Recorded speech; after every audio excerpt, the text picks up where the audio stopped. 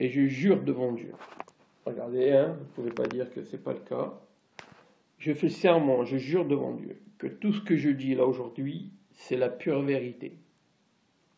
Je ne mens pas, je suis musulman, je suis responsable dans une mosquée, je jure sur le Coran. Voilà, le Saint-Coran, je jure sur mon livre saint, que j'embrasse, que Oubrou nous a entraînés dans une voie dangereuse, à coup de références djihadistes, antisémites. Le juif, c'était, alors pour lui, c'était le pire des pires. Voilà. Et bon, les homosexuels, eux, tant pis pour eux, c'était au fil de l'épée. Charlie Hebdo, les premières caricatures, il fallait tous les tuer. Alors là, il va avec Charlie Hebdo, il manifestait, alors qu'on sait qu'il a la haine. Il nous disait ces chiens de l'enfer. Ouais, je vois pas.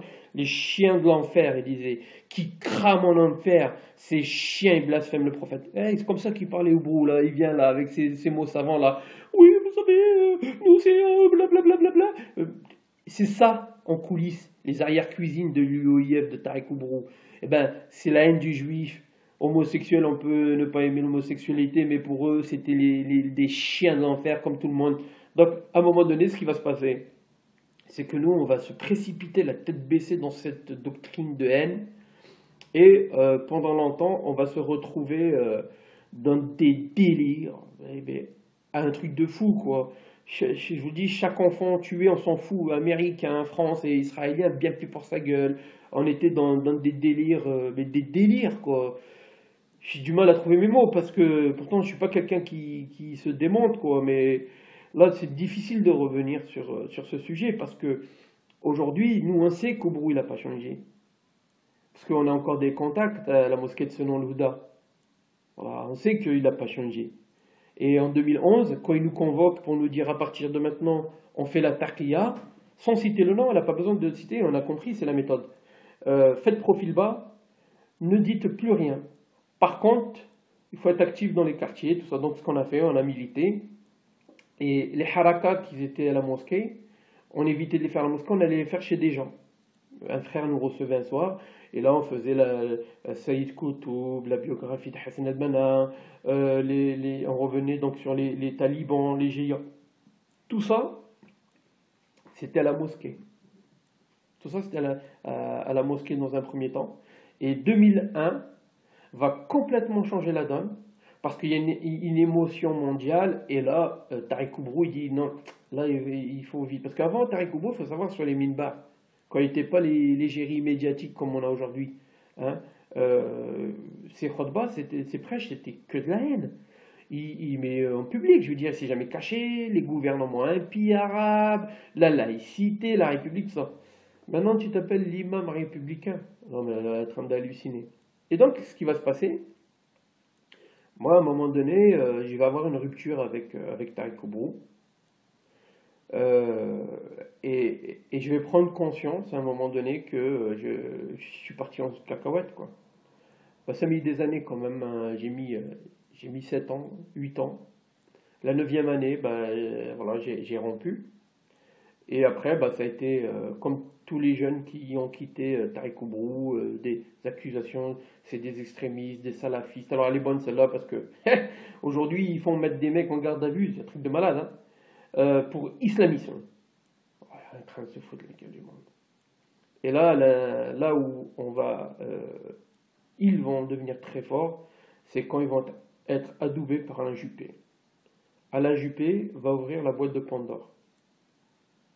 Mais Alain Juppé, il est embêté dans un premier temps. Pourquoi? Parce qu'il y a cette étiquette de terreau qui leur colle à la peau. Et là, Nicolas Sarkozy va lui... Mais alors, sans se concerter, hein, c'est Nicolas Sarkozy qui va faire une fleur sans le savoir à Alain Juppé. Parce qu'il faut savoir qu'à l'époque, la direction régionale des renseignements généraux, mais comme Nicolas Sarkozy a dit à un moment donné, je crée le Conseil français du culte musulman, qu'est-ce qui s'est passé?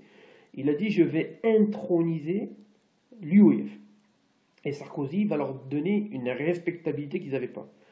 Et d'ailleurs, rappelez-vous, à l'époque, même si c'est un con, Dalil Boubaker et d'autres, dits modérés au sein du CFM, avaient dit, mais pourquoi tu nous mets l'UOIF? Et il dit, Sarkozy, hein, il tiendra ses propos, il vaut mieux les avoir avec nous que contre nous. Sauf que, con qu'il est, Sarkozy, il n'a pas compris encore. Ces gens-là, ils ne seront jamais avec vous. C'est leur doctrine depuis 1920, c'est comme ça. Ils ne peuvent pas être avec vous. Vous incarnez ce qu'ils vomissent comme valeur. Pour eux, vous êtes rien d'autre que des résidus de l'humanité. Voilà.